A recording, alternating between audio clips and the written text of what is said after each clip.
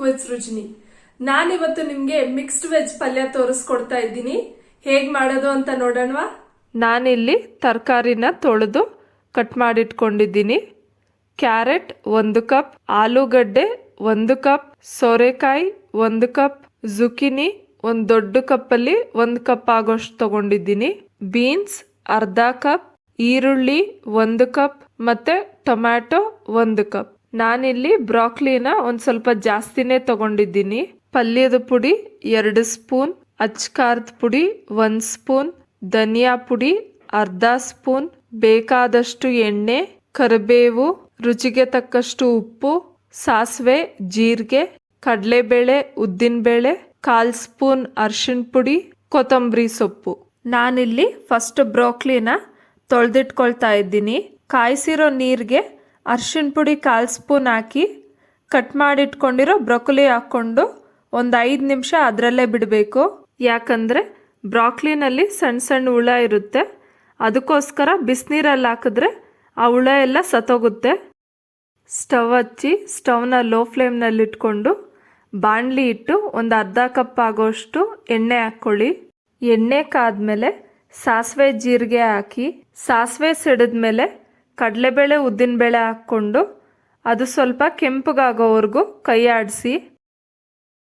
ಆಮೇಲೆ ಕಟ್ ಮಾಡಿಟ್ಕೊಂಡಿರೋ ಈರುಳ್ಳಿ ಮತ್ತು ಕರಿಬೇವು ಹಾಕಿ ಈರುಳ್ಳಿ ಗೋಲ್ಡನ್ ಬ್ರೌನ್ ಆಗೋವರೆಗೂ ಫ್ರೈ ಮಾಡಬೇಕು.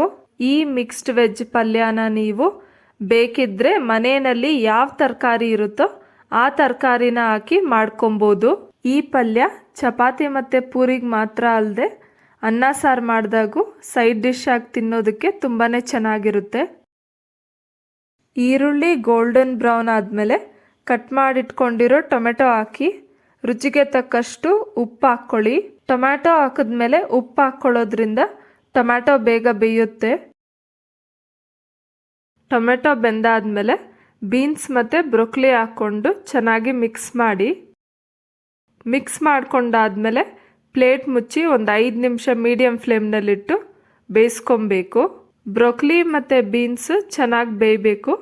ಅದಕ್ಕೋಸ್ಕರ ನಾನು ಮುಂಚೆನೇ ಹಾಕಿ ಬೇಯಿಸ್ಕೊತಾ ಇದ್ದೀನಿ. ಬ್ರೊಕೊಲಿ ಮತ್ತು ಬೀನ್ಸ್ ಸ್ವಲ್ಪ ಬೆಂದಿದೆ. ಈಗ ಜುಕಿನಿ, ಕ್ಯಾರೆಟ್, ಸೋರೆಕಾಯಿ ಮತ್ತು ಆಲೂಗಡ್ಡೆ ಎಲ್ಲ ಒಟ್ಟಿಗೆ ಹಾಕಿ ಮಿಕ್ಸ್ ಮಾಡಿಕೊಂಡು ತರಕಾರಿ ಬೇಯೋದಕ್ಕೆ ಒಂದು 5 ಸ್ಪೂನ್ ಆಗೋಷ್ಟು ನೀರು ಹಾಕಿ ಪ್ಲೇಟ್ ಮುಚ್ಚಿ ಬೇಯಿಸ್ಕೊಬೇಕು.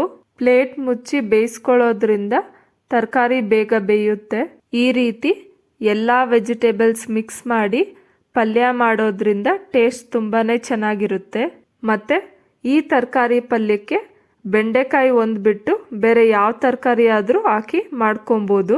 ಪ್ಲೇಟ್ ತೆಗೆದು ಮಧ್ಯೆ ಮಧ್ಯೆ 1-2 ಸರಿ ಮಿಕ್ಸ್ ಮಾಡ್ಕೊಳ್ಳಿ. ತರಕಾರಿ ಎಲ್ಲ ಬೆಂದಿದೆ. ಇದಕ್ಕೆ ಧನಿಯಾ ಪುಡಿ, ಅಚ್ಕಾರದ ಪುಡಿ ಮತ್ತು ನಾನು ಆವಾಗಲೇ ಟೊಮೆಟೊ ಬೇಯೋದಕ್ಕೆ ಸ್ವಲ್ಪ ಉಪ್ಪು ಹಾಕ್ಕೊಂಡಿದ್ದೆ. ಈಗ ಇನ್ನೂ ಒಂಚೂರು ಉಪ್ಪು ಹಾಕಿ ಮಿಕ್ಸ್ ಮಾಡಿಕೊಂಡು ಇನ್ನೊಂದು 5 ನಿಮಿಷ ಫ್ರೈ ಮಾಡ್ಕೊಳ್ಳಿ. ಕೊನೆಯದಾಗಿ ಪಲ್ಯದ ಪುಡಿ ಮತ್ತು ಕಟ್ ಮಾಡಿಟ್ಕೊಂಡಿರೋ ಕೊತ್ತಂಬರಿ ಸೊಪ್ಪು ಹಾಕಿ ಮಿಕ್ಸ್ ಮಾಡಿಕೊಂಡು ಸ್ಟವ್ ಆಫ್ ಮಾಡ್ಕೊಳ್ಳಿ. ನೀವು ಬೇಕಿದ್ರೆ ಕೊಬ್ಬರಿನೂ ಹಾಕ್ಕೊಬೋದು. ನಾನು ಪಲ್ಯದ ಪುಡಿಯನ್ನು ಹೇಗೆ ಮಾಡೋದು ಅಂತಂದ್ಬಿಟ್ಟು ನಾನು ಮುಂದಿನ ವಿಡಿಯೋಸ್ನಲ್ಲಿ ತೋರಿಸ್ಕೊಡ್ತೀನಿ. ಈಗ ಮಿಕ್ಸ್ಡ್ ವೆಜಿಟೇಬಲ್ ಪಲ್ಯ ರೆಡಿಯಾಗಿದೆ. ಸೊ ನೋಡಿದ್ರಲ್ಲ ಫ್ರೆಂಡ್ಸ್, ಮಿಕ್ಸ್ಡ್ ವೆಜ್ ಪಲ್ಯ ಮಾಡೋದು ಹೇಗೆ ಅಂತ ಅಂದ್ಬಿಟ್ಟು ನೀವು ಒಂದ್ಸಲ ಟ್ರೈ ಮಾಡಿ ನೋಡಿ. ಹೇಗ್ ಬಂತು ಅಂತ ಕಮೆಂಟ್ ಸೆಕ್ಷನ್ ಅಲ್ಲಿ ಶೇರ್ ಮಾಡಿ. ಮತ್ತೆ ಈ ವಿಡಿಯೋ ನಿಮ್ಗೆ ಇಷ್ಟ ಆದ್ರೆ ಲೈಕ್ ಮಾಡಿ, ಶೇರ್ ಮಾಡಿ. ಪ್ಲೀಸ್ ನನ್ನ ಚಾನೆಲ್ಗೆ ಸಬ್ಸ್ಕ್ರೈಬ್ ಮಾಡಿ. ಮತ್ತೆ ನಾನು ಇನ್ನೊಂದು ರೆಸಿಪಿ ಜೊತೆ ನಿಮ್ಮ ಮುಂದೆ ಸಿಗ್ತೀನಿ. ಅಂಟಿಲ್ ದೆನ್ ಬಾಯ್.